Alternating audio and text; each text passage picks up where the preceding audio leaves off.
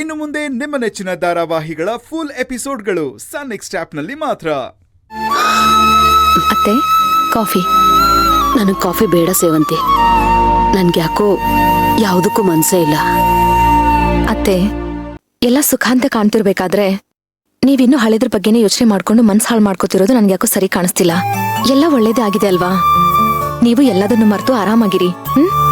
ನಾನೇನೋ ಅದೇ ಪ್ರಯತ್ನದಲ್ಲಿದ್ದೀನಿ. ಆದ್ರೆ ಮನ್ಸು ನನ್ ಮಾತು ಕೇಳ್ಬೇಕಲ್ವಾ?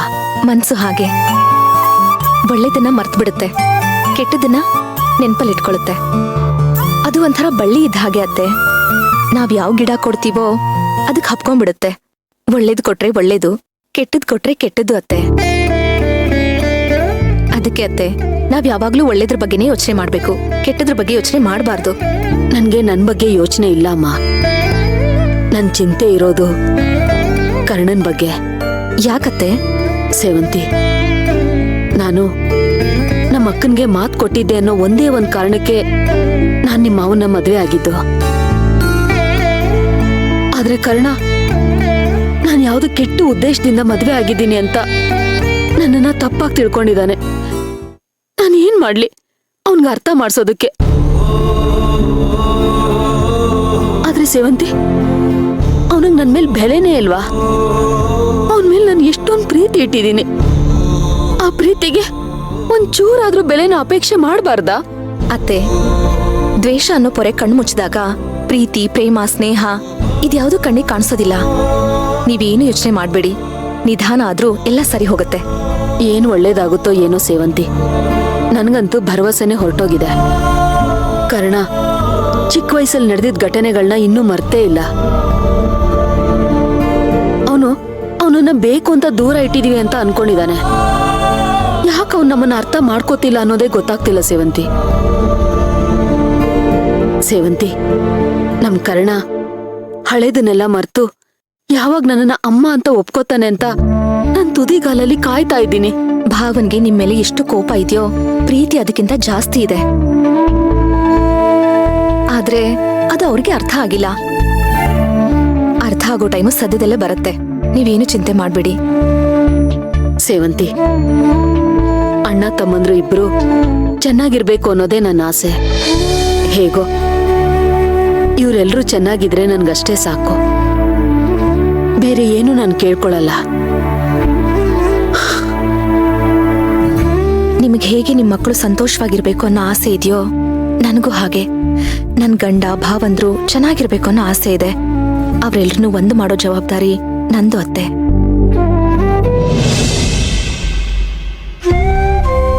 ಅಮ್ಮ,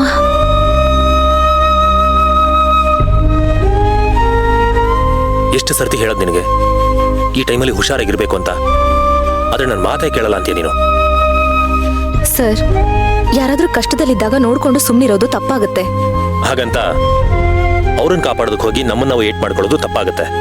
ಏನಿಲ್ಲ, ಅವ್ರಿಗೆ ಒಂದು ಸಹಾಯ ಮಾಡ್ದಾಗಾಯ್ತಷ್ಟೇ. ದಡ್ಡಿ ತರ ಮಾತಾಡ್ಬೇಡ ನೀನು. ಅವನಿಗೆ ಸಹಾಯ ಮಾಡು ಅಂತ ಯಾರೇ ಹೇಳಿದ್ ನಿನಗೆ? ಆ ಪರಿಸ್ಥಿತಿಲಿ ಇದೆಯಾ ನೀನು? ಏನಾದ್ರೂ ಹೆಚ್ಚು ಕಡಿಮೆ ಆಗಿ ಆಯೇಟು ಹೊಟ್ಟೆಗೆ ಬಿದ್ದಿದ್ರೆ ಏನ್ ಗತಿ ಹೇಳು? ನೋಡು, ಇನ್ನೊಂದ್ಸತಿ ಮಗು ವಿಚಾರದಲ್ಲಿ ಏನಾದ್ರೂ ಹುಡುಗಾಟ ಆಡಿದ್ರೆ ನಾನ್ ಮಾತ್ರ ಸುಮ್ಮನೆ ಇರಲ್ಲ. ಮಗು ವಿಚಾರ ಬಂದ್ರೆ ಹೆಂಡತಿನೇ ಮರ್ತ್ ಬಿಡ್ತೀರಾ ಅಲ್ವಾ? ಹಾಗಂತ ಏನೂ ಇಲ್ಲ, ನನಗಿಬ್ರು ಇಂಪಾರ್ಟೆಂಟ್. ಯಾರಿಗೇನೇ ಆದ್ರೂ ನಾನಂತೂ ಸಹಿಸ್ಕೊಳ್ಳಲ್ಲ.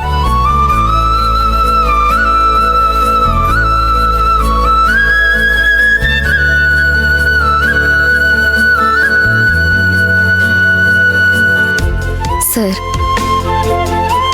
ನನಗೆ ನಿಮ್ ನೋವೇನು ಅಂತ ಅರ್ಥ ಆಗುತ್ತೆ. ನಾನ್ ಬೇಕು ಅಂತ ಮಾಡ್ಲಿಲ್ಲ. ಭಾವನ್ಗೇನಾದ್ರೂ ಆಗ್ಬಿಡುತ್ತೋ ಅನ್ನೋ ಆತಂಕದಲ್ಲಿ ಅಡ್ಡ ಹೋದೆ ಅಷ್ಟೇ. ಆದ್ರೂ ನೀನ್ ಮಾಡಿದ್ಯಾಕೋ ನನಗೆ ಸರಿ ಕಾಣಿಸ್ಲಿಲ್ಲ. ಯಾಕಂದ್ರೆ ನೀನಿವಾಗ ಬೇರೆಯವರಿಗೆ ಸಹಾಯ ಮಾಡೋ ಪರಿಸ್ಥಿತಿಲಿ ಇಲ್ಲ. ಹಾಗ ಅನ್ಕೊಳ್ಳೋದು ತಪ್ಪಾಗತ್ತೆ ಸರ್. ಯಾಕೆ ನೀವ್ ಕೇಳಿಲ್ವಾ? ನೀರಲ್ಲಿ ಬಿದ್ದವನ್ಗೆ ಒಂದು ಹುಲ್ಕಡ್ಡಿ ಕೂಡ ಆಸರೆ ಆಗುತ್ತೆ ಅಂತ. ಆ ಪರಿಸ್ಥಿತಿನಲ್ಲಿ ಅವರು ಭಾವನ್ಗೆ ಏನ್ ಮಾಡ್ತಿದ್ರೋ ಹೇಳಕ್ ಆಗ್ತಿರ್ಲಿಲ್ಲ ಸರ್. ಹಂಗಲ್ಲ ಸೇವಂತಿ. ಸರ್, ಈಗ ನನ್ಗೇನು ಆಗಿಲ್ವಲ್ಲ, ಆರಾಮಾಗಿದ್ದೀನಿ. ನೀವ್ ಯಾಕೆ ಇಷ್ಟೊಂದು ಚಿಂತೆ ಮಾಡ್ಕೋತಿದ್ದೀರಾ? ನಾವು ಬೇರೆಯವ್ರಿಗೆ ಒಳ್ಳೇದ್ ಮಾಡಿದ್ರೆ ನಮಗೂ ಒಳ್ಳೇದಾಗತ್ತೆ ಅನ್ನೋದಕ್ಕೆ ಇಷ್ಟೇ ಉದಾಹರಣೆ. ಏನೋಪ್ಪ,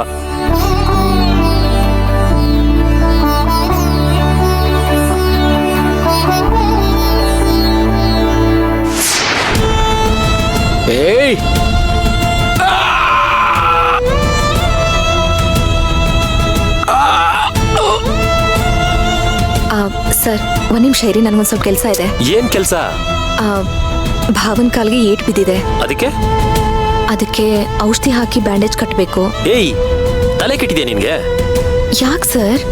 ನೀನು ಅವನ ಕಾಲ್ಗೆ ಬ್ಯಾಂಡೇಜ್ ಹಾಕೋದು ನನಗಿಷ್ಟ ಇಲ್ಲ, ಅದ್ರ ಅಗತ್ಯನೂ ಇಲ್ಲ. ಸರ್, ಇದು ನಿಮ್ಮ ಬಾಯಿಂದ ಬರೋ ಮಾತಲ್ಲ. ನಾನಿದನ್ನ ನಿಮ್ಮಿಂದ ನಿರೀಕ್ಷೆ ಮಾಡಿರ್ಲಿಲ್ಲ ಸರ್. ನಾನೇನಾದ್ರೂ ಹೇಳ್ತೀನಿ ಅಂದ್ರೆ ಅದಕ್ಕೆ 1000 ಅರ್ಥ ಇರುತ್ತೆ. ಸರ್, ರೋಡಲ್ಲಿ ಹೋಗೋರ್ಗೆ ಪೆಟ್ಟಾದಾಗ ಅಯ್ಯೋ ಅನ್ನೋ ನೀವು ಮನೆಯವ್ರಿಗೆ ಪೆಟ್ಟಾದಾಗ ಯಾಕೆ ಹೀಗೆ ಮಾತಾಡ್ತಾ ಇದ್ದೀರಾ? ಅವರು ಎಲ್ರ ಹಾಗೆ ಮನುಷ್ಯರೇ, ಅರ್ಥ ಮಾಡ್ಕೊಳ್ಳಿ. ಮನುಷ್ಯ ಅಂತ ಒಪ್ಕೋತೀನಿ, ಆದ್ರೆ ಮನುಷ್ಯರಿಗಿರೋ ಯಾವ ಗುಣನೂ ಇವನಿಗಿಲ್ಲ. ಒಳ್ಳೆತನಕ್ಕಿಂತ ಕೆಟ್ಟತನನೇ ಜಾಸ್ತಿ ತುಂಬಿಕೊಂಡಿದೆ. ರಾಕ್ಷಸ ಅಂತ ಹೇಳಿದ್ರು ತಪ್ಪಾಗಲ್ಲ ಇವನ್ನ. ನೋಡಿ ಸರ್, ಇದು ಒಳ್ಳೆತನ ಇದೆಯೋ ಅಥವಾ ಕೆಟ್ಟತನ ಇದೆಯೋ ಅಂತ ಹುಡುಕ್ತಾ ಕೂತ್ಕೊಳ್ಳೋಂಥ ಟೈಮ್ ಅಲ್ಲ. ನೊಂದ್ಕೊಂಡಿರೋರ್ಗೆ ಆರೈಕೆ ಮಾಡ್ಬೇಕು. ಒಳ್ಳೆತನ ಅನ್ನೋದು ಕಂದಾಯ ಕೇಳುತ್ತೆ ಅನ್ನೋದು ನೆನಪಿರ್ಲಿ. ಅದರಲ್ಲೂ ಅದು ಎಲ್ಲ ಕಡೆನೂ ಉಪಯೋಗಕ್ಕೆ ಬರಲ್ಲ.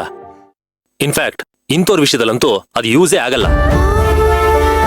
ಸರ್, ಒಳ್ಳೆತನಕ್ಕೆ ಆ ಕ್ಷಣಕ್ಕೆ ಪ್ರತಿಫಲ ಸಿಗದೆ ಇರಬಹುದು, ಆದ್ರೆ ಗೆಲುವಂತೂ ಒಂದಲ್ಲ ಒಂದಿನ ಸಿಕ್ಕೇ ಸಿಗುತ್ತೆ.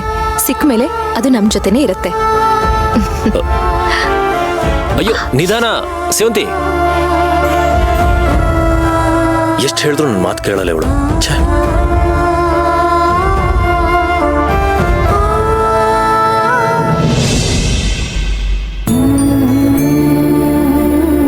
ರೀ, ಏನ್ ಯೋಚನೆ ಮಾಡ್ತಾ ಇದ್ದೀರಾ? ಅಲ್ಲ ಕಲ್ಪನಾ, ನನ್ಗೇನೋ ನಿನ್ನನ್ನು ಕಿಡ್ನಾಪ್ ಮಾಡಿದ್ದು ನಿಮ್ಮ ಅಣ್ಣ ಆದಿಶೇಷನ ಇರಬೇಕು. ಅವನಲ್ದೆ ಬೇರೆ ಯಾರು ಇದನ್ನ ಮಾಡೋಕ್ ಸಾಧ್ಯ ಹೇಳು? ರೀ, ನೀವ್ ಏನ್ ಹೇಳ್ತಿದ್ದೀರಾ?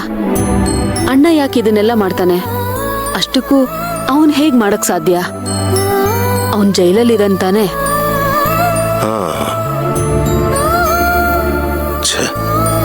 ನಾನ್ ಯಾಕೆ ಇವಳ ಹತ್ರ ಈ ವಿಷಯ ಮಾತಾಡಿದೆ? ಇವಳ ಅಣ್ಣ ಜೈಲಿಂದ ರಿಲೀಸ್ ಆಗಿದೆ ಅಂತ ಗೊತ್ತಾದ್ರೆ ಕಲ್ಪನಾ ತುಂಬಾ ಗಾಬರಿ ಪಡ್ತಾಳೆ.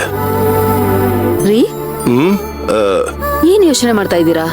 ಅದೇನು ಅಂದ್ರೆ ಕಲ್ಪನಾ, ಆದಿಶೇಷ ಮಾಡದೇ ಇದ್ರು ಬೇರೆ ಯಾರಿಗಾದ್ರೂ ಹೇಳಿ ಕಿಡ್ನಾಪ್ ಮಾಡ್ಸಿರ್ಬೋದು ಅಂದೆ. ರೀ, ನಿಮ್ಗೇನ್ ತಲೆ ಕೆಟ್ಟಿದ್ಯಾ? ಯಾಕೆ ಏನೇನೋ ಯೋಚನೆ ಮಾಡ್ತಾ ಇದ್ದೀರಾ? ಅಲ್ಲ ರೀ, ಇಷ್ಟು ವರ್ಷಗಳಾದ್ಮೇಲೆ ಅವನ್ ಯಾಕೆ ಹೀಗೆಲ್ಲ ಮಾಡ್ತಾನೆ? ಮಾಡೋದಕ್ ಕಾರಣ ಆದ್ರೂ ಏನಿರುತ್ತೆ? ಕಾರಣ ಏನಿರುತ್ತೋ ಯಾರಿಗ್ ಗೊತ್ತು. ನೋಡು ಕಲ್ಪನಾ, ಮನುಷ್ಯ ಯಾವಾಗ ಬದಲಾಗ್ತಾನೆ ಅಂತ ಹೇಳೋಕ್ಕಾಗಲ್ಲ. ಆದಿಶೇಷ ಮಾಡ್ಸಿರ್ಬೋದಲ್ವಾ? ರೀ, ನೀವು ಸುಮ್ನೆ ಏನೇನೋ ಅನ್ಕೊಂಡು ಟೆನ್ಷನ್ ಮಾಡ್ಕೋಬೇಡಿ. ನೋಡಿ, ನನ್ಗೇನಾದ್ರೂ ಆದ್ರೆ ನನ್ನನ್ನ ಕಾಪಾಡೋದಕ್ಕೆ ನನ್ಗೆ 3 ಜನ ಮಕ್ಳಿದ್ದಾರೆ.